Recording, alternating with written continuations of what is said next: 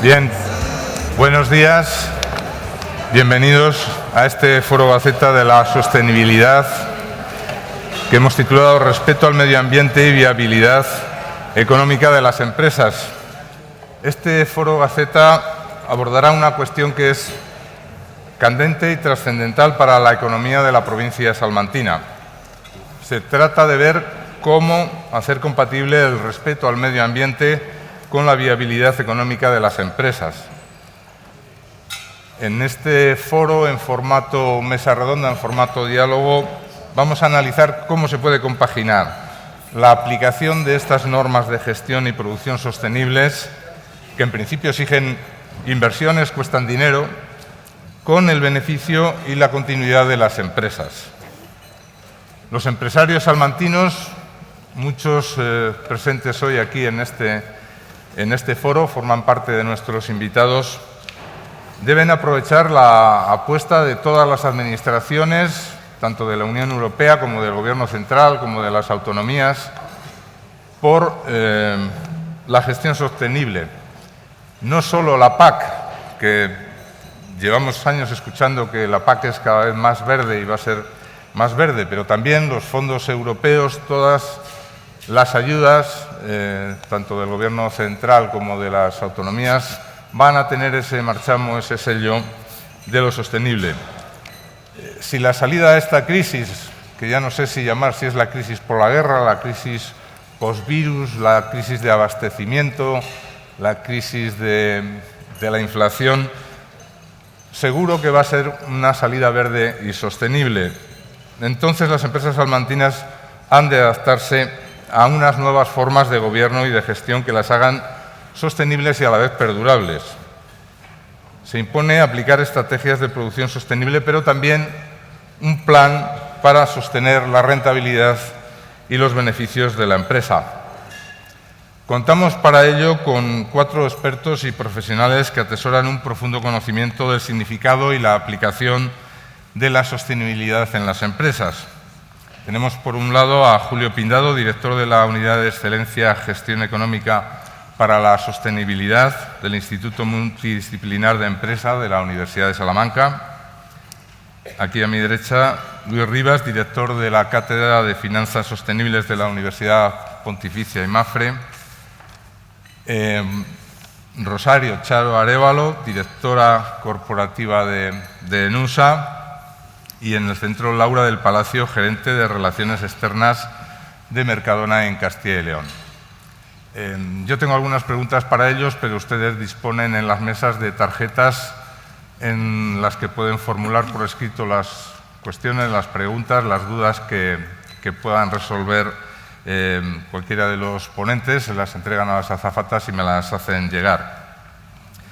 Hay una primera pregunta que es teórica, pero que es obvia. ¿Qué es realmente la sostenibilidad? Se lo voy a preguntar a Luis Rivas, para eso es catedrático.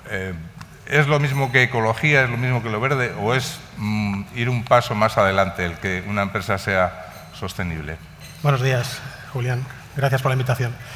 Es bastante más que lo verde. Normalmente, últimamente, nos referimos cuando hablamos de sostenibilidad, tendemos a entender que es aquello que tiene que ver con el medio ambiente.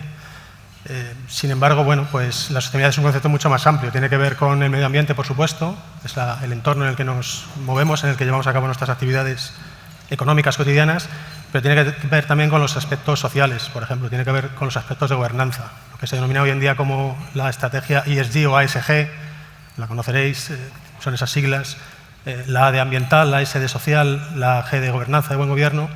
Y esas 3 dimensiones son las que darían forma a esta palabra más amplia, que es sostenibilidad. De hecho, cuando hablamos de sostenibilidad en economía, hablamos de la gestión de los recursos actuales de manera que satisfagan nuestras necesidades, pero sin comprometer esos recursos y las necesidades que van a tener las generaciones futuras. Por lo tanto, sostenibilidad es un concepto muy amplio, es aquello que queremos que dure, que perdure. Y por lo tanto, tenemos que tener en cuenta todas esas dimensiones, lógicamente más allá de la ambiental, sin despistarnos, lógicamente, que es un factor, una dimensión importantísima. ¿Y por qué está tan de moda? Es decir, ¿ha sido una especie de boom los últimos años? Sí, bueno, hay varios factores que explican por qué no solo los aspectos ambientales, sino la sostenibilidad. Yo creo que las últimas crisis, como mencionabas antes, nos han hecho recapacitar sobre la gestión que llevamos a cabo de los recursos, desde la producción, las empresas, los consumidores, los ciudadanos. Ya en el 2008 surge una necesidad de cambio de paradigma, se une esa crisis, 2007-2008, se une esa crisis a la del 2020, mucho más reciente, la actual. La invasión de Ucrania, pues lógicamente tampoco ayuda, y estas crisis que más o menos van confluyendo, pues nos hacen cambiar de paradigma. Hay varios factores, por abreviar. Uno de ellos es ese concepto o concepción cada vez más social, más medioambiental, esa necesidad de que esto sea sostenible, de que dure. Hay también incentivos que tienen que ver con los inversores que están demandando a sus gestores, a sus brokers, pues que depositen o que cuiden sus inversiones en aquellos activos que tengan un mayor retorno a la sociedad, a la comunidad. Incentivos económicos. Se estima que en los próximos años la Unión Europea, por no hablar del gobierno norteamericano, China, las grandes potencias y gobiernos, vamos a dedicar 10 billones de euros a la sostenibilidad. Por lo tanto, los incentivos funcionan. En requisitos legales, sabemos que muchas empresas, las que tienen más de 250 trabajadores, tienen la exigencia de emitir esos estados no financieros, esa memoria de sostenibilidad. Entonces, confluyen una serie de factores de demanda, oferta, consumidores, productores, gobierno, sociedad civil, que hacen que ahora, pues lógicamente, junto con estas crisis que nos obligan a acelerar esa gestión de la sostenibilidad, pues que tengamos cada vez más en cuenta esta palabra, la sostenibilidad, y la incluyamos más en nuestra estrategia diaria. Julio Pindado, ¿cómo pueden prepararse las empresas ante esta nueva situación, ante este reto de la sostenibilidad? ¿Qué tienen que hacer los empresarios salmantinos? Bien, bueno, pues buenos días a todos. Por supuesto, la sostenibilidad es algo que ya conocíamos, lo que pasa es que lo estamos malinterpretando mal, desde mi punto de vista. Mi precedente dice que hay 3 iniciales, que es ASG, y falta la de toda la vida, que es la sostenibilidad económica. Entonces, si no tenemos eso en cuenta, las consecuencias van a ser muy negativas. ¿Qué tienen que hacer las empresas? Pues adaptarse al cambio. El cambio es lo único que tenemos fijo en nuestras vidas, y las empresas también. Entonces tiene que haber una adaptación del cambio que, por supuesto, supone ir hacia una economía circular, desde una lineal. Pero desde luego, si eso no se hace con el conocimiento, si eso no se hace teniendo en cuenta la base económica, las consecuencias pueden ser muy graves. Por ejemplo, hay un país, una isla, que se le ocurrió la brillante idea medioambiental de prohibir la entrada de fertilizantes. ¡Qué bien! Agricultura ecológica. Ahora están en hambruna. Y sin irnos tan lejos, a 350 kilómetros de aquí, de Salamanca, en poblaciones de Extremadura, están en estos días padeciendo plagas de langosta. ¿Por qué? Por una mala planificación de la agricultura ecológica, que es el reservorio de la langosta. Hoy también estamos sufriendo un fuego muy grande, muy cerca de aquí, en la Sierra de la Culebra. Y por supuesto ahora no tengo información, y lo que quiero mandar es pues mi apoyo a toda la gente que vive en esa sierra y que vive de esa sierra. Y yo sí que quiero trasladar un mensaje, y esto, lo que nos dedicamos a formar directivos, lo conocemos muy bien. No puedes tratar bien a tus clientes si no tratas bien a tus empleados. Por tanto, no podemos tratar bien a nuestro planeta si no tratamos bien a los que viven en el medio rural, que son los principales que cuidan del planeta. Y ahora todo sonará el lobo y cosas de estas. Es decir, hay que analizar muy bien qué estamos haciendo, porque yo veo que se están tomando decisiones desde el punto de vista de la sostenibilidad que van todo lo contrario, van realmente contra el planeta. Y para eso nuestra unidad de excelencia es gestión económica para la sostenibilidad, y la idea es mantener el paradigma de siempre, que es lo que tienen que hacer las empresas.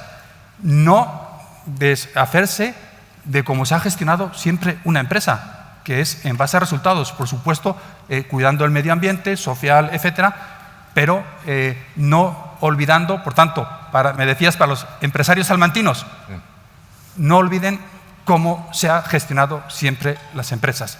Por supuesto, anímense a cambiar de una economía a circular, de lineal a circular, pero con conocimiento, con cabeza. Gracias, Julio. Mercadona es una de las empresas que puede ser un ejemplo de respeto al medio ambiente, de buen trato también a los empleados. ¿Cuál es la clave para hacer compatible esa gestión con obtener también beneficios que, por supuesto, Mercadona los obtiene? Bueno, pues yo me sumo un poco también a la intervención que han hecho los compañeros. Aquí han salido palabras que para nosotros internamente en Mercadona son lenguaje cotidiano, rutinario, si me permitís la expresión, como es la palabra paradigma. Al final en Mercadona lo único que hacemos es gestionar procesos, gestionar personas, gestionar camiones, gestionar lineales. Yo creo que lo más importante en una empresa es tener un sistema de gestión ambiental propio que te permita hacer compatible la sostenibilidad con el factor económico o con el rendimiento económico de esa empresa a nivel interno. Nosotros en Mercadona lo único que hacemos es tener una gestión básica y un control básico rutinario de todos los procesos internos que manejamos desde la tienda hasta el almacén, inclusive a nivel de toda la cadena agroalimentaria, porque todos al final, toda la cadena de valor de Mercadona nos siguen en ese paso, ¿no? ¿Qué hacemos básicamente? Pues como sistema de gestión ambiental propio tenemos 4 pilares que son en los que trabajamos mucho día a día, ¿no? Es la gestión de residuos, la optimización de todos los procesos logísticos, el fomento de tarea de reciclabilidad y, sobre todo, el tener una cooperación en toda la cadena de valor, ¿no? Al final, todo ello basado en los principios de economía circular, que es hacer más con menos recursos. Es decir, nosotros en Mercadona siempre decimos que el mejor residuo es el que no se genera. Pero bueno, al final lo más importante es que si se genera, sepamos gestionarlo bien, sepamos reinsertarlo en ese proceso de economía circular y bueno, pues generar el menor impacto medioambiental posible al entorno, porque al final una empresa tiene que ser consciente que donde ejerce su actividad ejerce un impacto, ¿no? en todo el entorno donde se genera. Entonces, bueno, nosotros al final intentamos siempre, si el recurso se utiliza la materia prima y se convierte en residuo, reinsertarlo de nuevo dentro de ese programa de economía circular que al final pues es necesario para generar un menor impacto medioambiental en la sociedad. Nosotros al final, nuestro referente, nuestro paradigma, como decía Julio, son los 5 componentes de la empresa. En Mercadona tenemos 5 componentes que son los pilares fundamentales sobre los que se sustenta el trabajo rutinario, que es el cliente, o internamente nosotros lo llamamos el jefe, el trabajador, el proveedor, la sociedad y el capital, en ese orden. Es decir, cualquier movimiento que hagamos en cualquier componente afecta al resto, porque todos son cadena de montaje. Entonces, al final, la sostenibilidad y la viabilidad económica de la empresa se puede, sí, pero teniendo en cuenta toda la cadena de montaje y todo el impacto que genera a lo que son los grupos de interés de la empresa. Sí, Charo Arévalo, ENUSA es también un ejemplo de sostenibilidad en el sentido de apuesta también por lo local, de apuesta por el empleo joven, por el empleo femenino. Es algo que tu empresa aplica aquí en Salamanca, en Juzgado y en su entorno, ¿no? Bueno, buenos días, muchas gracias por la invitación de la Gaceta. Es para mí un placer compartir esta mesa redonda con los compañeros que me han precedido. Y estoy casi de acuerdo con todos vosotros, pero para mí también la sostenibilidad es un modelo de gestión empresarial. Es un modelo de gestión empresarial que pone en valor todo lo que ha dicho la compañera y que no quiero repetirlo, y que ENUSA, desde luego, está trabajando en esta línea. Hay un aspecto fundamental dentro de la sostenibilidad que es la parte social, las actividades y el compromiso que tenemos con el entorno y con el territorio. Yo también os quiero decir que estoy convencida que el objetivo son las empresas. Si las empresas no son sostenibles económicamente, difícilmente van a poder acometer absolutamente ninguna acción. Pero lo que es fundamental es que aquellas que se ha demostrado y queremos demostrar la sostenibilidad a lo largo de los años, tengamos ese compromiso. Un compromiso que está fundamentado en una ley que es una transposición de una directiva de la Unión Europea, el estado de información no financiera, que medimos al final qué hemos hecho y qué impactos tenemos. Y damos traslado a la sociedad, explicándole qué es lo que hemos hecho y cómo lo hemos hecho. Para mí es absolutamente fundamental esa transparencia que tenemos que tener con el entorno. Y sobre todo hay cosas que son absolutamente fundamentales, como es el buen gobierno. Como ya ha dicho la representante de Mercadona, es fundamental que tengamos un gobierno que tenga un código ético, que tenga un funcionamiento, que tengamos esas actividades. Por lo tanto, vuelvo a insistir que es un modelo de gestión, es un modelo de gestión empresarial que estamos obligados. Yo recuerdo que en ENUSA, desde el año 2005, hacíamos análisis del GRI entonces, que era un reporte de toda la información, pero no era obligatorio, no había una ley, no había la ley del 18. ¿Qué significó una vez que se aprobó esa ley? Que ya la gente, no solamente cuando tú das cuenta de las cuentas, valga la redundancia, tienes que dar información de la información no financiera, y eso forma el documento de las cuentas. Es tan importante esa actividad para Europa y para muchas empresas y supongo que para todos, que tengamos absolutamente definido qué es la empresa, dónde va y qué queremos hacer. Con respecto al entorno, nosotros es fundamental devolver al entorno una parte de lo que nos hacen ser, los ayuntamientos, etcétera. Y por supuesto también hemos hecho un análisis de materialidad para ver qué es lo que nuestros proveedores, nuestros socios, nuestros clientes, nuestros ayuntamientos ven en ENUSA y qué necesidades pueden ver. Por lo tanto, yo creo que tenemos que seguir en esta línea, evidentemente, cuando la sostenibilidad económica de la empresa esté asegurada. Gracias. Sí, con Luis Rivas quería hablar de un asunto que es polémico, es decir, hay empresas que de alguna manera camuflan una estrategia de sostenibilidad, es algo que se conoce como greenwashing, que es como lavado verde, ¿no? Es decir, una apariencia de sostenibilidad que incluso que se está aplicando y que se puede detectar. Hay empresas que están, no sé, no digo engañando, pero sí dando una apariencia de lo que no hacen. Efectivamente, sí. Según un estudio de la Unión Europea, de la Comisión Europea en este caso, recientemente en una muestra de 350 empresas se detectó que aproximadamente el 50% de esas empresas, de esa muestra, llevaban a cabo esta práctica. Se conoce como una práctica de competencia desleal, lógicamente. Como bien has comentado, son empresas que nos transmiten una información sobre sus prácticas verdes, sostenibles, medioambientales, sociales, cuando en realidad no lo están haciendo. Lógicamente, en economías como las nuestras y nuestro entorno, donde el consumo representa el 60%, pues este tipo de prácticas erosionan y dañan el propio funcionamiento de las economías. De ahí, como comentaban los compañeros, que la transparencia en estos procesos, la exigencia de esa transparencia ya no solo por parte de los gobiernos, de la propia Comisión Europea, sino los propios consumidores, las propias empresas, observándonos unos a otros, revisando esa información que está disponible, las páginas web, podamos ser capaces de detectar, no es sencillo, lógicamente, qué empresas realmente están implementando estas políticas de sostenibilidad y cuáles no. Al final, como decían los compañeros, se trata de la propia sostenibilidad. Las empresas que se engañan a sí mismas y engañan a los consumidores, yo creo que eso tiene muy poco recorrido. Estamos hablando de gestión de la ética, de la transparencia y ya no solo de un tema de reputación y de cómo nos perciben los consumidores, sino del propio funcionamiento. Tenemos dos empresas aquí reales que implementan de manera real esas estrategias, invirtiendo mucho dinero en muchos casos, y eso tiene un retorno. Es decir, las empresas lo deben hacer ya no por un tema de reputación y de imagen y porque los consumidores vean hojas verdes y perciban que lo hacemos, sino por nuestro propio funcionamiento, lógicamente. Hablamos antes de atraer talento, las empresas que funcionan bien atraen más talento, trabajadores más productivos, y al final pues, se desmonta el mito que está un poco instaurado de que no puedo ser rentable si quiero ser sostenible. Hay muchas empresas que demuestran que eso funciona, y cuando se lleva a cabo esa práctica de colavado, de etiquetado que no es real, etcétera, yo creo que se daña a la economía, pero sobre todo a la propia empresa. Esas empresas no tienen demasiado recorrido, seguramente. Sí, Julio. El IME tiene varios másteres. Gestión económica de la sostenibilidad puede ser el más indicado. Estamos aquí delante de muchos empresarios. ¿Cuál es la la formación en sostenibilidad que tú recomiendas, y es un proceso caro, lleva mucho tiempo de formación. Digo caro en cuanto a tiempo, no sé. Sí.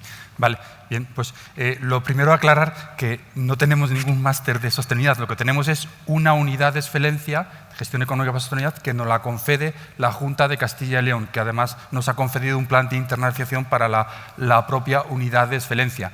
Y lo que hacemos, obviamente, en esa unidad de excelencia es investigar precisamente para ver por qué camino tiene que ir la sostenibilidad, porque yo creo que es crucial. Todos estamos de acuerdo que queremos y que estamos, o vivimos en este planeta o no hay futuro, ¿no? De momento. Entonces, ¿cuál tiene que ser la formación?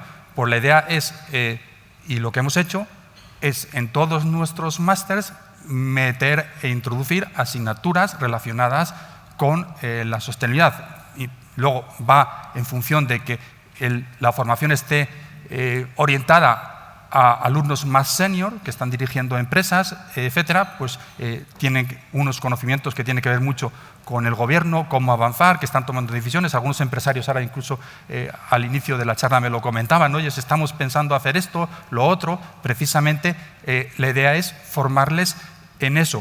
Pero también, como ha dicho Charo, si no hay sostenibilidad económica no hay nada. Entre otras cosas porque no hay empresa, para empezar, y hay desempleo, etcétera, con lo cual se vuelve todo en contra de la parte social y también la medioambiental, porque si tienes el estómago vacío difícilmente puedes cuidar o pensar en el medio ambiente, ¿no? Entonces ese es nuestro enfoque. Y para los alumnos más junior, obviamente ahí lo que buscamos es la integración, ¿no? y en su futuro profesional. Entonces ahí también desarrollamos seminarios para que, porque yo creo que aquí hay dos cuestiones, son valores y conocimiento. Y entonces tenemos que dar las dos cosas. Valores, que es muy importante porque es cómo nos vamos a desarrollar y qué damos prioridades. Y luego conocimiento. ¿Cómo lo hacemos? Porque, como he dicho en la primera parte de mi intervención, si lo hacemos de manera errónea, pues eso va en contra de la propia sostenibilidad. Por tanto, yo creo que no se necesita una formación específica en gestión de la sostenibilidad, sino que se necesita una formación en gestión de empresas. Porque al final lo principal es que las empresas se mantengan, que las empresas funcionen. Lo que pasa es que se tienen que dar cuenta que hay cambios y que se tienen que adaptar a estos cambios, porque si no, lo van a pagar, porque al final nadie está en el mundo aislado. Tienen unos clientes que obviamente algún día, si no cambian, le darán la espalda. Bien, les recuerdo que pueden formular preguntas por escrito. Yo tengo para Laura del Palacio de Mercadona una ya de un aspecto muy concreto, la gestión del plástico, que en una empresa de distribución de alimentación como Mercadona es fundamental. ¿Qué estrategias estáis aplicando ahora para reducir su uso o vais a aplicar? Pues antes de profundizar, yo creo que lo más importante es que no veamos el plástico como un problema en sí. O sea, el plástico supuso una innovación hace muchísimos años en la vida del consumidor y del cliente. El problema no es el plástico, el problema es el uso que hacemos de esos residuos. El plástico tiene muchísimas vidas y tiene un valor añadido, ¿no? Entonces, lo que hay que saber es que hay que reciclarlo, hay que reinsertarlo, hay que tratarlo, pero yo creo que ese matiz es importante, ¿no? Dicho esto, en Mercadona, en concreto, para abordar, aunque llevamos muchísimos años trabajando desde el punto de vista de la sostenibilidad ambiental como empresa grande, en Mercadona, dentro de ese sistema de gestión ambiental propio, hemos puesto en marcha una estrategia denominada 625, que tiene un triple objetivo con fecha tope en el 2025, como así nos ponemos nosotros, ¿no? Que al final lo que queremos es eliminar el plástico. ¿Cómo lo hacemos? Pues decimos que de aquí a 2025 tenemos que fomentar que todos nuestros envases de plástico sean reciclables, reducir un 25% el plástico, ¿vale?, de los envases y de todo lo que está a nivel cadena, y luego ser tremendamente sostenibles en esa eficiencia una vez que ya, o sea, en ese recurso una vez que ya se ha consumido la materia prima, ¿no? Nosotros al final para esto no tenemos fórmulas mágicas, ni simplemente lo que hacemos es escuchar muchísimo al consumidor. En Mercadona vivimos de las percepciones del consumidor final, que es el que nos da la confianza todos los días de levantar la persiana, ¿no? Y al final el consumidor lo que pide es tener un producto de calidad, en un envase de calidad y al precio más competitivo del mercado. Y además nosotros eso tenemos que abordarlo desde dos puntos de vista, desde dos perspectivas diferentes. Por un lado, nosotros decimos que hay una forma correctiva de abordar esto, es decir, nosotros una vez que ese residuo se genera, tenemos que ser capaces de reinsertarlo, como decía antes, dentro de ese sistema de economía circular. Y luego, por otro lado, lo que tenemos también, o lo que estamos aplicando también dentro de esa estrategia, es tener un carácter preventivo. ¿Cómo y de qué manera? Pues nosotros al final lo que estamos haciendo, como ejemplo de muchas de las cosas que lleva en sí la estrategia de reducción de plástico, es utilizar pictogramas de reciclaje en todos los productos que nosotros tenemos en el lineal. Y además colocar dentro de las salas de ventas y dentro de los almacenes de Mercadona diferentes papeleras o diferentes enseres con los colores adaptados a los pictogramas de reciclaje para que no solo a nivel de trabajador sepamos concienciarnos hacia dónde hay que separar correctamente ese residuo, sino que el cliente también, el jefe, nos acompañe en esa tarea tan complicada que es el poder reciclar ese plástico o poder darle una nueva vida, un nuevo uso a ese plástico que generamos. Al final, para Mercadona es un reto, reducir el impacto que se genera de todo el plástico que generamos dentro de las tiendas o dentro de los almacenes. Para nosotros es fundamental que todo ese residuo sea tratado posteriormente, de hecho lo hacemos con gestores autorizados. Y bueno, pues al final la estrategia tiene infinitas variantes, todas ellas transversales, pero las más importantes son las tres que te he citado dentro de lo que es el objetivo final, que es reducir el plástico. Sí, Charo, ¿cómo consigue Nusa reducir al mínimo el impacto en el entorno de la producción de combustible nuclear? Quería preguntarte también una segunda cuestión. ¿Habéis notado un cambio en la imagen de la energía nuclear, ahora que tenemos una crisis energética, que sobre todo a vuestros clientes, a los que servís el combustible, yo creo que hay una recuperación de la apuesta por ese tipo de energía? Bueno, una pregunta difícil, ¿eh? Para una empresa pública, pero bueno, ahí vamos. Nosotros emisiones de CO2 no tenemos. Tenemos un sistema medioambiental absolutamente estricto y además exigente por el regulador. Por lo tanto, emisiones a la atmósfera no existen. Pero ¿qué es lo que estamos haciendo? Estamos intentando, de alguna forma, minimizar ese impacto y mejorar lo que también llamamos reputación, que es muy importante para todos nuestros clientes. Vamos a poner en marcha 2 plantas solares fotovoltaicas, porque en estos momentos, además del precio de la luz, es súper interesante que las tengamos. En segundo lugar, nosotros seguimos tenemos la mina de Saelices el Chico, que sabéis que desde el año 2005 dejó de producir, y estamos restaurando los suelos. Estamos haciendo una restauración con un proyecto muy importante con la Universidad de Santiago de Compostela, que estamos consiguiendo devolver a su imagen anterior, a su orografía anterior, algunas zonas que las que estamos tratando en este momento, ¿no?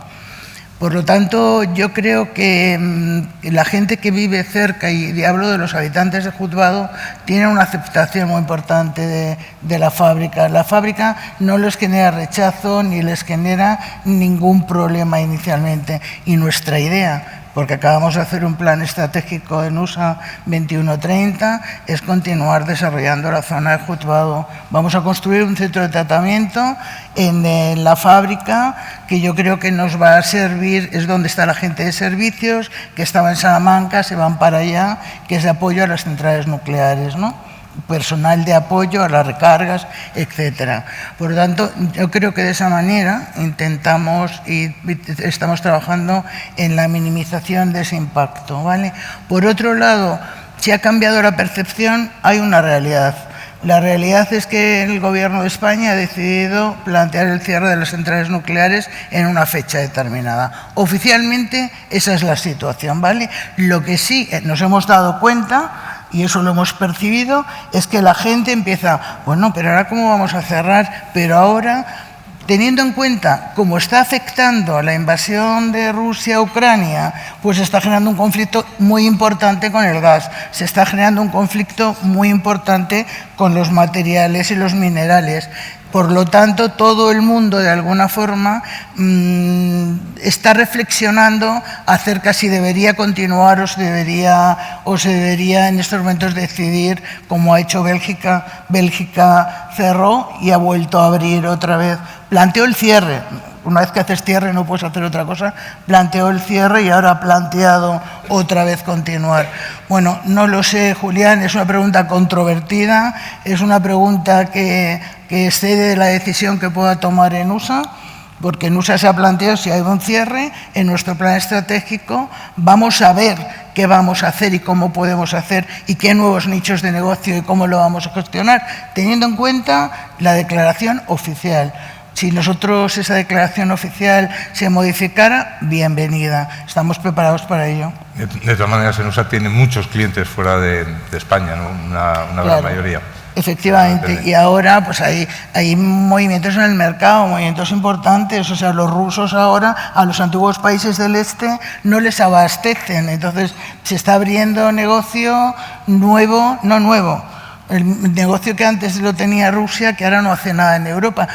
El mercado ahora mismo está muy lábil, está muy controvertido. Hoy es una cosa, mañana es otra. Una guerra, sabemos todos los resultados que está dando lo que estamos viviendo, incremento de costes, los componentes para los vehículos no hay, para fabricar algunas piezas tampoco. Bueno, es una situación muy complicada que esperemos veamos luz no en mucho tiempo. Luis Rivas, desde tu cátedra estáis observando también qué es lo que están haciendo las empresas, cómo están adaptando su estrategia de sostenibilidad en la práctica, ¿qué están haciendo? Bueno, pues nosotros trabajamos especialmente con pymes, a pesar de que la cátedra la componemos la Universidad Pontificia de Salamanca y MAFRE. Nuestra colaboración es con pymes, especialmente en el ámbito de Castilla y León. Y bueno, lo que observamos en primer lugar es, primero hay que destacar la importancia de estas empresas, de las pymes. Representan el 99%, tenemos muchos representantes entre nosotros, 99% del tejido empresarial español, 65% del empleo y el 60% del PIB. Entonces, yo creo que es el gran motor desde el punto de vista empresarial de nuestro país, no solo de nuestra región, que debe incorporar todas estas estrategias a las que nos estamos refiriendo en materia de sostenibilidad. Las empresas vienen con muchas dudas, con mucha incertidumbre como acabamos de mencionar, ya no solo por el contexto internacional, sino por incluso las exigencias legales, la directiva, el requisito 18. De emitir esa memoria de sostenibilidad, esos estados no financieros. Pues en el caso de empresas grandes tiene más información, tiene más acceso de manera más sencilla a estos despachos de abogados, etcétera, pero en el caso de las pymes recurren a nosotros porque no saben en realidad muy bien cómo plantear esas memorias, a pesar de que son relativamente flexibles y el contenido todavía está por definir, estamos en un momento bastante incipiente, pero una de las principales dudas de las pymes es cómo debemos elaborar ese informe, no solo elaborar el informe, sino cómo podemos integrar las estrategias de sostenibilidad en nuestro funcionamiento diario, y ahí la respuesta va a depender, y vuelvo otra vez a esas tres dimensiones, la ambiental, en la que nos estamos centrando hoy, pero también la social y la de gobernanza, la ética, va a depender de en qué sector operen esas empresas. Tenemos aquí distintos ejemplos hoy. Si es sector primario, la estrategia va a ser diferente, lógicamente, va a tener más margen, igual que en el sector industrial, todo lo que tiene que ver con economía circular, ahorro energético, de agua, etcétera. Si estamos hablando de empresas que operan en el sector servicios, pues lógicamente ahí estamos hablando más de un componente humano, no tanto capital y energía, y ahí entra en juego con más peso, sin ignorar la dimensión ambiental y la de la gobernanza, pues los aspectos sociales, la gestión de los trabajadores.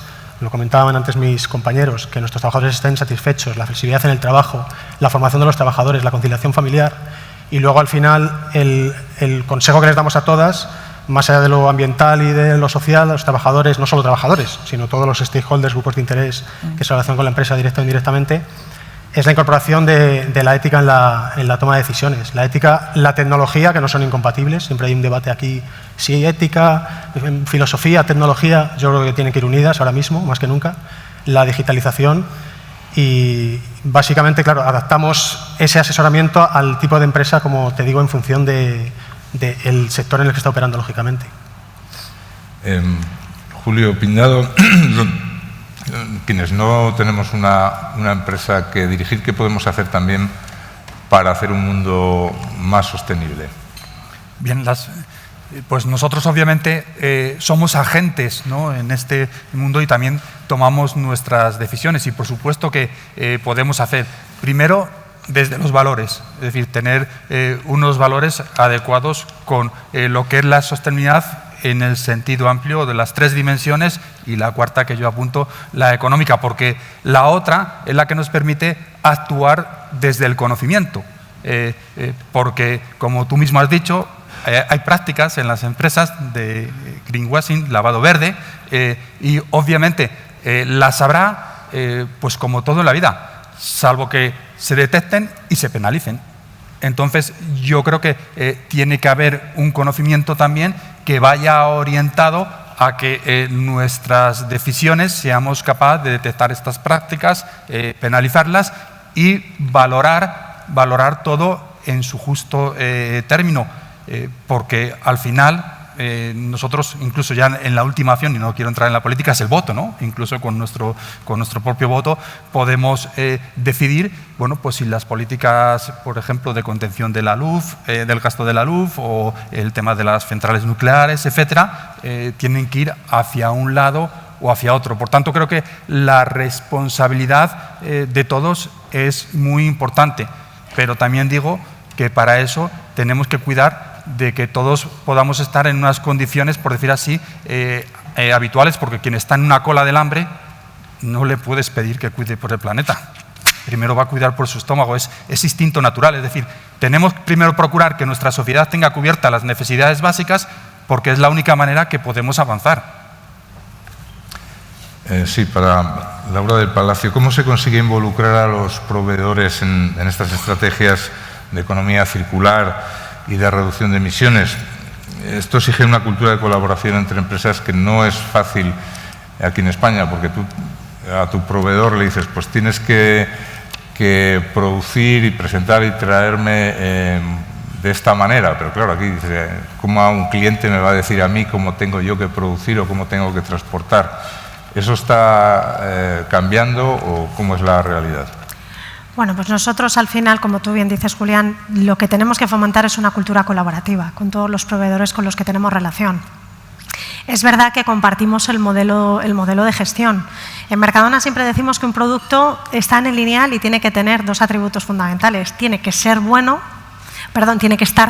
es decir, tiene que tener buen olor, buena textura, buen sabor, tiene que enganchar al cliente, pero también tiene que ser bueno, es decir, tiene que cumplir los parámetros de sostenibilidad y los parámetros sociales que también tiene que cubrir, ¿no?, la parte del proveedor que lo fabrica. Entonces, nosotros tenemos una política absolutamente transparente con todos los proveedores con los que trabajamos. De hecho, caminamos hacia un sistema de cadena agroalimentaria sostenible. Lo que queremos al final es compartir información entre todos los eslabones que conforman la cadena, desde el sector primario hasta el final, hasta el cliente, hasta el lineal. De hecho, bueno, nosotros el modelo de distribución lo entendemos justo del cliente hacia atrás, es decir, es el cliente en el punto de venta, esa parte de escucha que hacemos, el que nos dice cómo quiere y de qué manera quiere ese producto y nosotros ponemos la maquinaria en funcionamiento hacia atrás. Toda esa parte de la cadena de valor tiene que compartir ese atributo, esa forma de pensar. Al final, ¿es fácil? Bueno, no es fácil, evidentemente, pero sí que se puede hacer.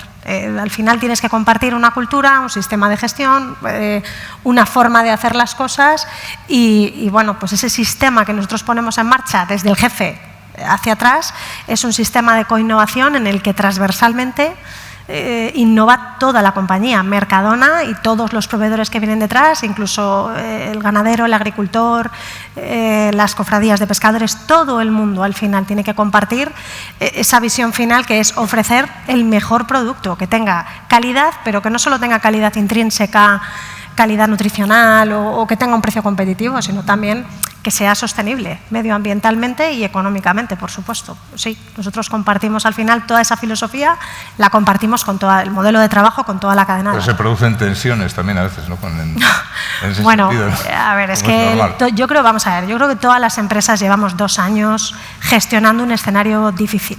Yo creo que todas, no nos libramos ninguna, porque al final, bueno, los compañeros están aquí también y seguramente que lo vean igual, ¿no?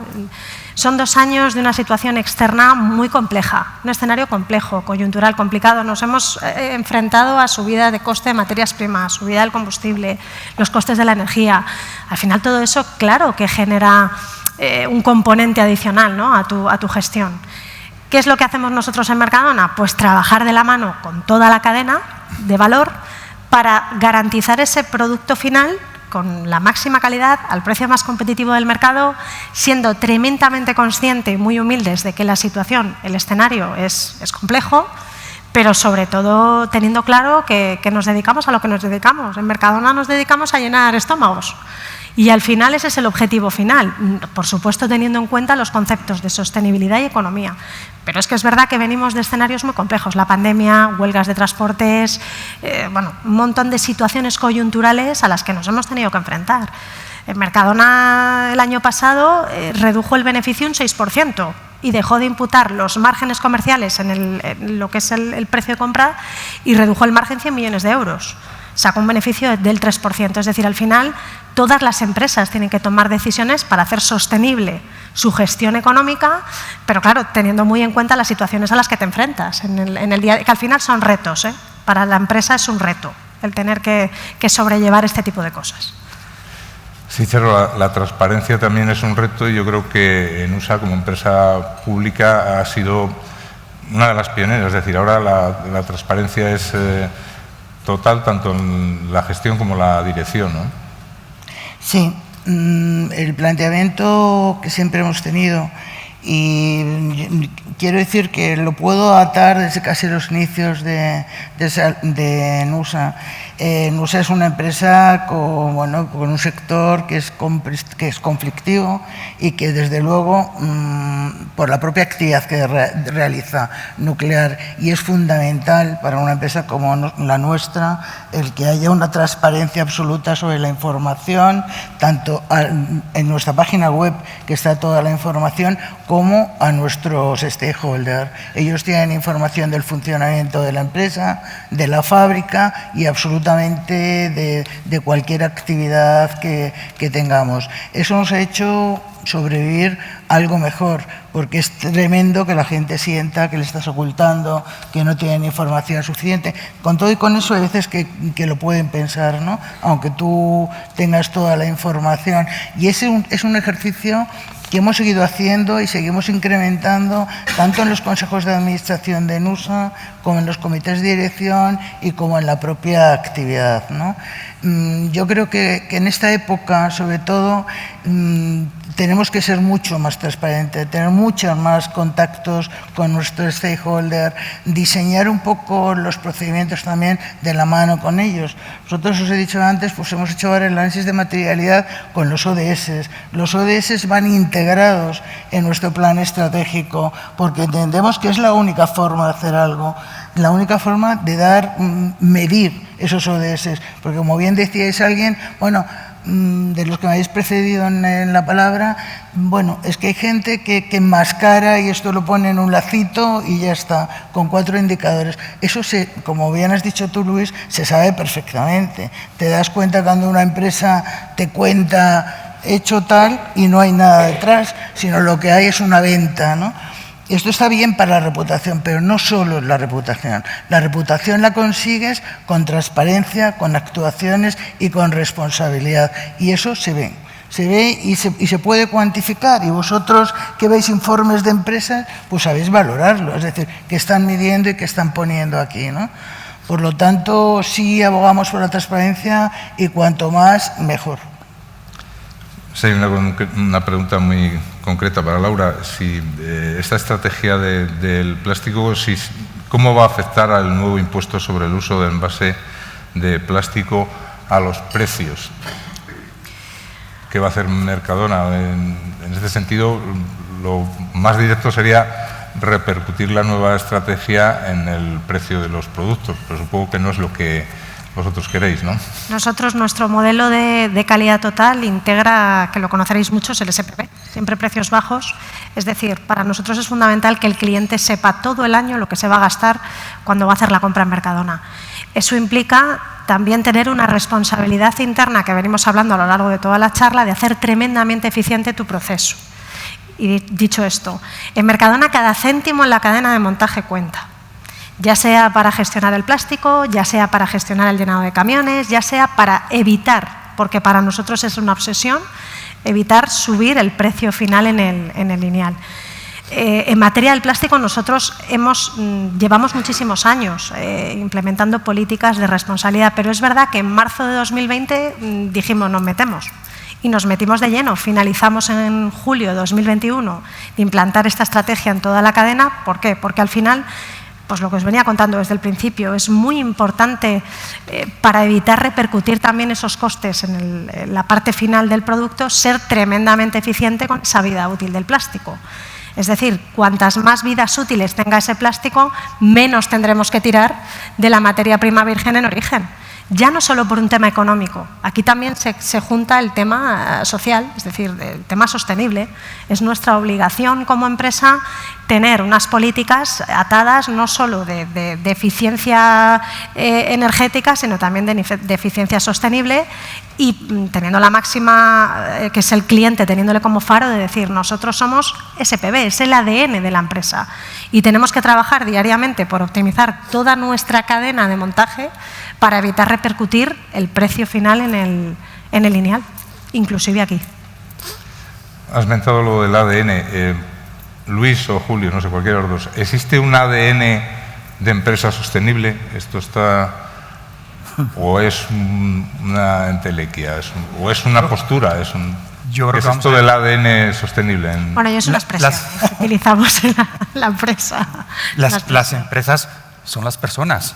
O sea, quien toma las decisiones en una empresa son los directivos y son los que puede estar en su ADN porque tengan una cuestión valores, pero yo creo que más importante, conocimiento, porque al final todo esto de la sostenibilidad tiene que ver mucho con el conocimiento. Por ejemplo, para ir a la economía circular o reutilizar el plástico no se puede hacer sin conocimiento. Si no sabemos nada, pues lo que podemos hacer es volver a utilizar la bolsa, pero aquí estamos hablando de procesos, obviamente, que llevan incluso componentes industriales o de procesos industriales para darle un nuevo uso. Por tanto, yo creo que lo que hay en las empresas es directivos que son quizás más innovadores, porque como todo, al fin y al cabo esto es una forma de innovar. Y entonces, una de las cuestiones en las que están avanzando es en la sostenibilidad. Siempre pensando en ¿qué? Pues que la empresa va a ir mejor, va cogiendo una mejor posición en el mercado, porque es una cuestión que los clientes valoran, etcétera. Por tanto, yo creo que sí, la respuesta sería sí, hay ADN, pero el ADN no lo tiene la empresa, el ADN lo tiene el equipo directivo. Sí, hay una pregunta. Sí. Tienes razón, pero yo creo que hay una cosa que se llama propósito y valores, y los tiene la empresa, y también se los traslada al trabajador y el trabajador a la empresa. Entonces, si tenemos en el propósito ser ese ADN que dices de sostenibilidad, lo tienes incluido, es la forma de hacer que todos seamos partícipes. Pero tienes toda la razón que si los trabajadores no lo tienen internalizado, difícil será. Sí, pero disculpa, el propósito también lo ponen las personas. Claro. No aparece ahí en el mapa. Lo ponen las personas y con unos objetivos. Y también, y todos conocemos, habiendo unos propósitos, habiendo una misión, ha habido equipos directivos que han hecho lo contrario. Sí, pero quiere decir que la empresa, los trabajadores... Por tanto, yo creo que las personas y la formación de quien dirige esas empresas es lo fundamental. De hecho, eso es lo que dirá cómo nos vamos a situar en el futuro, porque son los que van a marcar la senda, porque esto sí es cierto que no se hace de la noche a la mañana, es una estrategia. Entonces tienen que marcar la senda para llevar a estas empresas desde una economía lineal a una economía circular, que precisamente es la base de la sostenibilidad. Totalmente de acuerdo con Julio. Al final las empresas las hacen las personas y el liderazgo. El liderazgo es muy importante, tener un equipo que esté comprometido con ese modelo de gestión empresarial y sobre todo que esté implicado y el líder tenga la humildad de escuchar esa parte de idea, esa parte innovadora y ponerla en práctica. Eso es fundamental.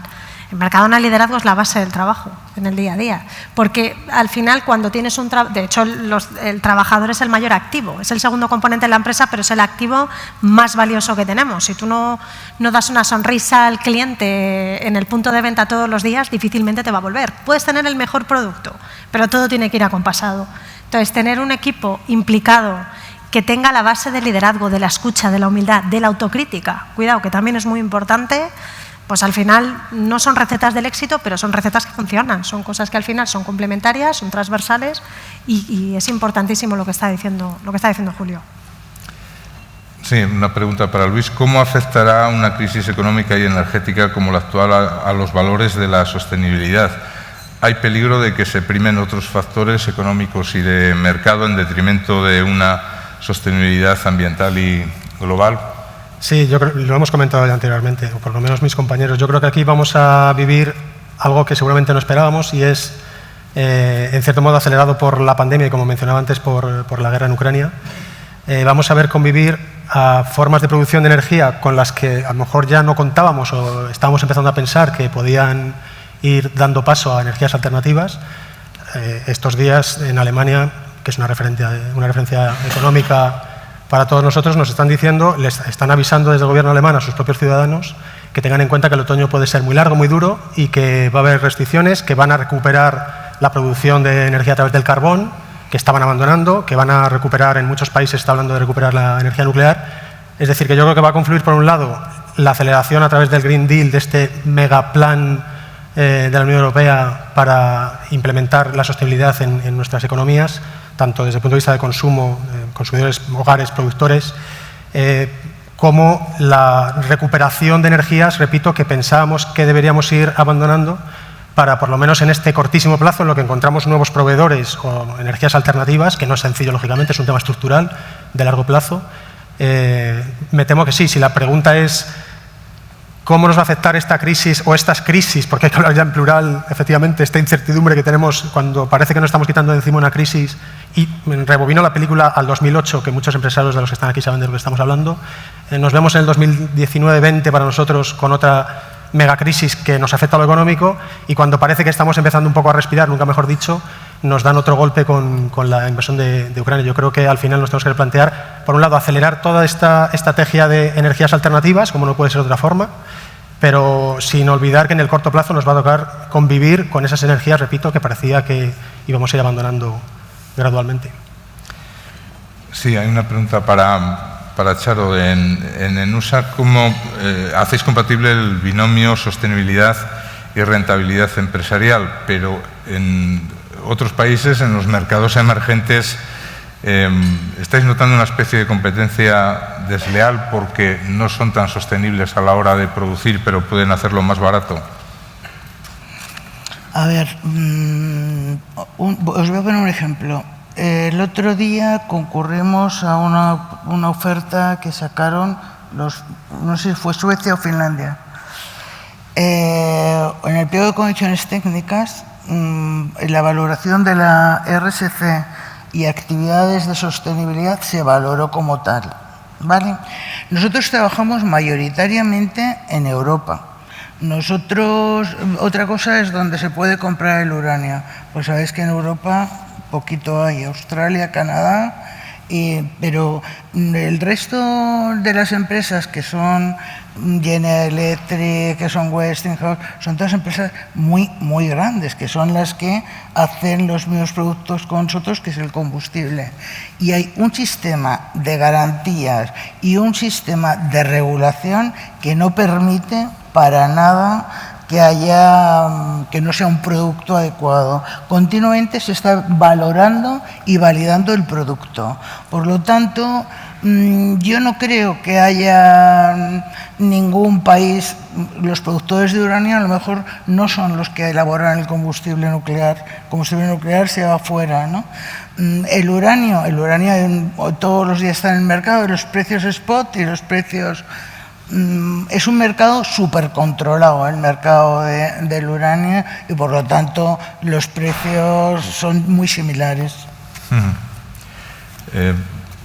Preguntan a Julio cómo está adaptándose la empresa de Castilla y León a los nuevos paradigmas de economía circular y de inversiones sostenibles. Bien, pues yo creo que aquí depende, tenemos empresas que tienen proyectos y están, por ejemplo, regenerando los purines, ¿no?, de los cerdos, que en Castilla y León pues es bastante importante, y hay otras empresas que no han empezado todavía a hacer nada, ¿no? Que incluso, bueno, pues yo creo que este foro puede ser también un altavoz para que empiecen a pensar de que de alguna manera tienen que ir introduciendo estos aspectos en su gestión. Por tanto, yo creo que es diverso y siempre va a depender, pues como decíamos antes, de las personas. Hay personas que van siempre por delante y por tanto hay empresas que van siempre por delante, que no tienen muchas veces que ver con el tamaño. Por supuesto, las más grandes tienen más medios y es más fácil para una empresa grande ir hacia un modelo de economía circular, como por ejemplo el caso que nos ha explicado Laura de plástico, porque obviamente eso lleva una inversión fuerte detrás. Pero yo creo que, y por eso a mí me gustaría plantear la sostenibilidad como innovación, porque si la planteamos como grandes proyectos, pues vamos a dejar fuera a la mayor parte de aquellos que pueden hacer acciones de sostenibilidad, mientras que si planteamos la sostenibilidad como una innovación, yo creo que, si antes decía todas las personas, con más motivo, porque todas las empresas pueden hacer acciones para mejorar la sostenibilidad. Creo que es muy importante que se vayan concienciando, también que vayan informando. Antes hemos hablado de los estados no financieros, ¿no?, esa información no financiera que se lanza, lo cual es relevante porque si tú no hablas de ti, hablarán otros. Y obviamente, aunque solo sea por eso, es mejor que tú empieces a hablar de ti, que vayas haciendo acciones de sostenibilidad, que las vayas poniendo en tu web, y eso no cuesta prácticamente nada. A eso sí que está al alcance de todo el mundo. Y yo creo que esto sería una tendencia que favorecería. Y luego, por supuesto, hay empresas ya con procesos industriales, como he dicho antes, los purines, Enusa está colaborando con algunas de estas empresas, que obviamente requieren un conocimiento y requieren una formación para ello, pero si no hay concienciación, difícilmente se puede llegar a este paso. Por tanto, mi mensaje sería que lo vean como una innovación y ellos mismos se irán dando cuenta de las ventajas, y una vez que vayan viendo las ventajas, aparecerán proyectos en los cuales podrán hacer ya grandes proyectos de economía circular. Sí, tenemos aquí una pregunta un poco complicada, pero bueno, vamos a intentar abordarla. ¿Qué medidas deberían adoptar nuestros gobernantes, sobre todo los de la Unión Europea, en materia de sostenibilidad para favorecer la independencia energética, por un lado, y la independencia alimentaria, por otro? Son dos campos que afectan a las empresas de Charo y de Laura, pero no sé si nos atrevemos a decir qué tienen que hacer los gobiernos. Lo que sí creo que se puede detectar es que hay un movimiento de recuperación de esa independencia, de recuperación de la producción alimentaria, ¿no? Como ha dicho Luisa antes, me arriesgo yo, que soy muy osada, Laura. Mira, como ha dicho Luisa antes, hay unos fondos, la transición energética en estos momentos se ha parado. Se ha parado, obviamente, por la guerra, por Rusia, por el coste de los materiales, y hay una idea en Europa de volver a incrementar los dineros para destinar a mitigar esta situación. ¿Suficientes o insuficientes? No lo sabemos. Yo no sé si tú lo sabes, Luis, pero yo creo que se está intentando, ¿no? Esto me refiero con respecto a energía, ¿no? En alimentación no tengo ni idea, pero en energía yo sé que hay una idea, y hay una idea de consolidar una Europa más suficiente desde el punto de vista energético y con menos dependencias de otros países, pero la cuantía económica todavía yo no tengo conocimiento. ¿Se está recuperando producción alimentaria, Laura? Bueno, al final podéis detectar. Yo creo que somos eficientes.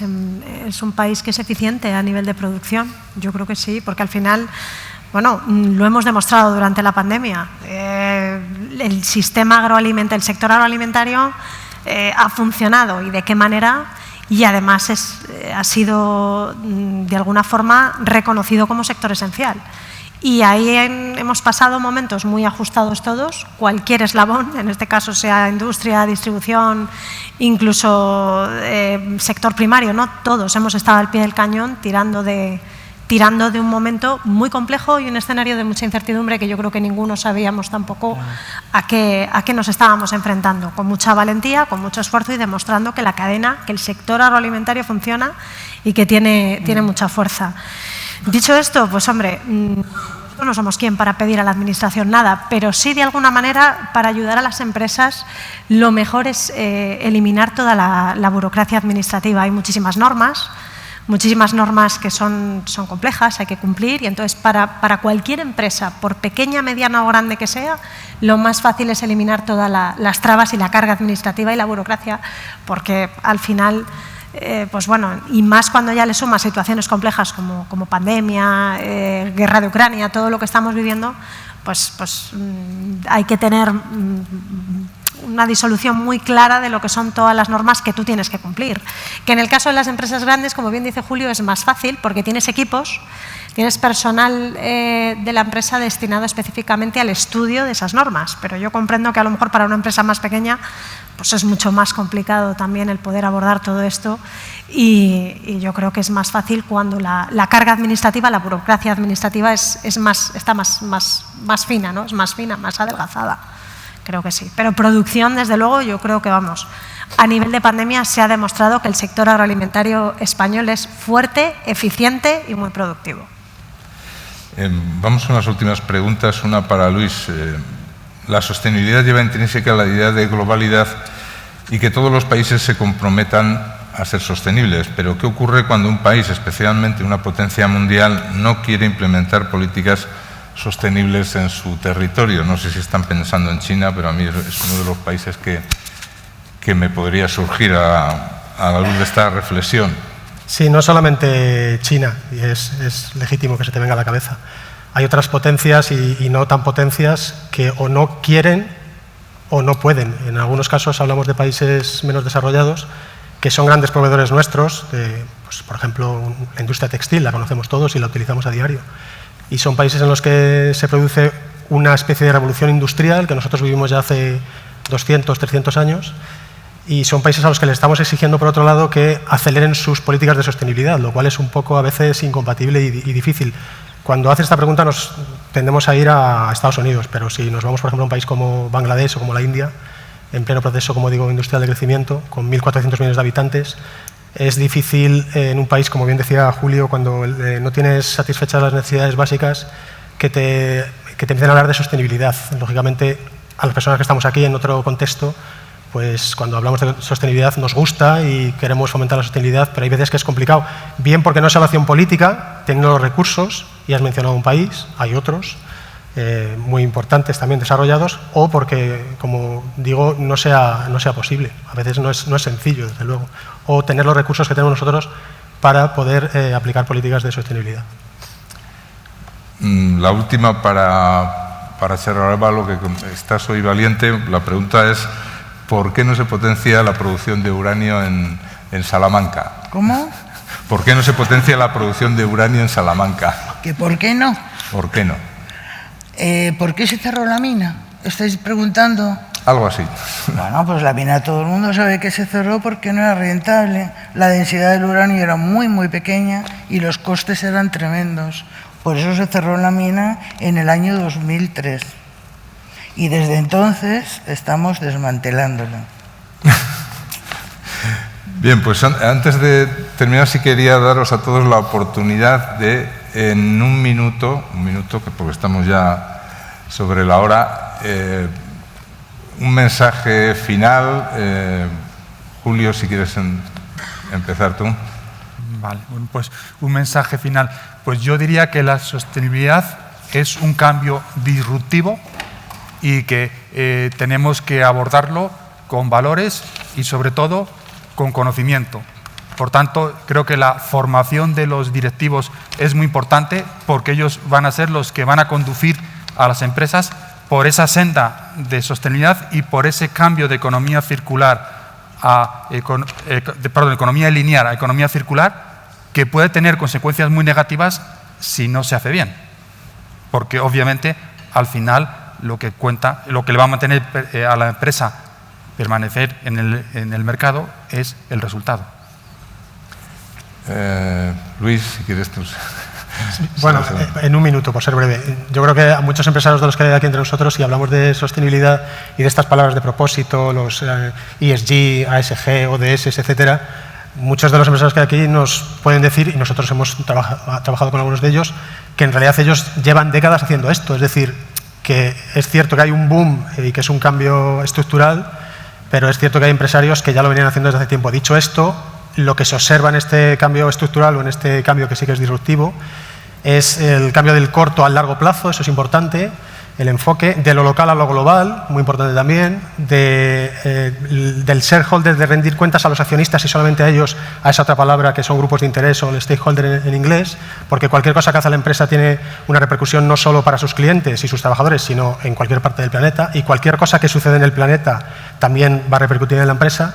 Y como decía al principio, por abreviar, yo creo que aquí, como decía también Julio, la formación es fundamental, la formación en todos sus niveles, ya no solo en las empresas, sino en los colegios, entre la gente más joven que tenga esa conciencia, el cambio de conciencia de los consumidores que va llegando a los gobiernos y son los que reaccionan a estas demandas, y luego esa confluencia de lo público-privado es imprescindible, la colaboración de los dos ámbitos, y ese conocimiento con la gestión ética, independientemente de que sea ASG, dentro, fuera, doble materialidad, etcétera, y la implementación de la tecnología cuando sea posible, sin lugar a dudas, la digitalización de las empresas. No sé si me he ceñido, creo que sí. Sí, sí. Laura, tu resumen.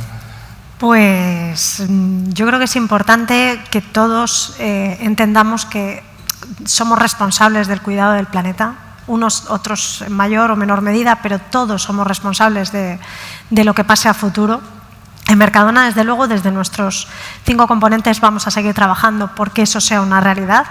Con el cliente vamos a seguir hablando mucho y compartiendo muchas experiencias para aprender mucho de él en el día a día. Con el trabajador vamos a seguir fomentando las políticas de formación, vamos a seguir apostando por la igualdad de género, vamos a seguir apostando por la paridad en los puestos directivos, por subir los sueldos conforme en base al IPC. Con el proveedor vamos a seguir haciendo muchísima labor de comunicación para conseguir una cadena agroalimentaria sostenible que Mercadona tenga y que además la sociedad quiera que exista y la pueda compartir. Con la sociedad pues vamos a seguir trabajando desde la parte de sostenibilidad, abordando materia de plástico, abordando el que los camiones vengan llenos y cada céntimo en la cadena de montaje cuente. Vamos a seguir apostando por políticas de gestión de residuos, donando el excedente a comedores sociales, donando también a bancos de alimentos, a todas las entidades sociales que requieran de ayuda. Y eso repercutirá positivamente en el 5.º componente de la empresa, que es el capital, ¿no? Que al final, pues bueno, van en este orden secuencial, pero nuestra obligación es trabajar toda la cadena de montaje de Mercadona por hacer eficientes esos cinco componentes y, sobre todo, y muy importante, que es lo que perseguimos los 96.000 trabajadores que conformamos la empresa, compartir el modelo de visión global, que es levantar la persiana todos los días, vender lechugas y hacerlo bien. Sebas, un mensaje final. Sí, mensaje final. La sostenibilidad es un modelo de gestión empresarial. Es un modelo de gestión empresarial que ha venido a quedarse, que además vamos a tener que ir adaptándonos porque se adaptará a los nuevos mercados, a las nuevas necesidades y a los nuevos productos. Por lo tanto, yo creo y abogo por la necesidad de que nos formemos, que tengamos un conocimiento de qué hacemos, que no hagamos cosas como las que has dicho, Julio, que de repente esto ya no vale y resulta que es necesario mañana. Y para tomar ese tipo de decisiones hay que formarse. Desde NUSA estamos convencidos de que es la línea de trabajo, así lo hemos expresado en nuestro plan estratégico y así queremos continuar. Queremos continuar, si cabe, intentando mejorarlo, pero evidentemente, y lo que es básico, es que para hacer este modelo tenemos que ser sostenibles económicamente. Si no hay sostenibilidad económica, no tenemos sostenibilidad. Es un conjunto de las 3 patas que estamos hablando todo el tiempo. Y yo animo, en la medida que podamos, a ir sensibilizándonos, a ir formándonos y a ir generando valores que nos permitan hacer esta transición justa, entre comillas, que tenemos que hacer. Pues muchas gracias por vuestras aportaciones. Creo que merecéis un aplauso.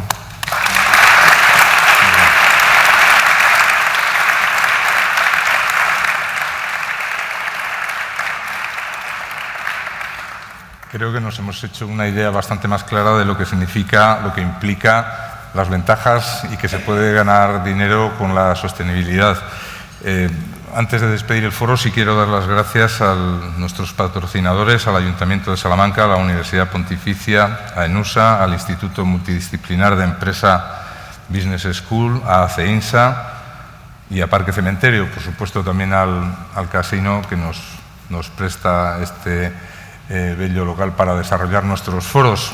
A todos ustedes, gracias por su atención, por su participación y desearle a todos un muy buen día. Muchas gracias. Muchas gracias.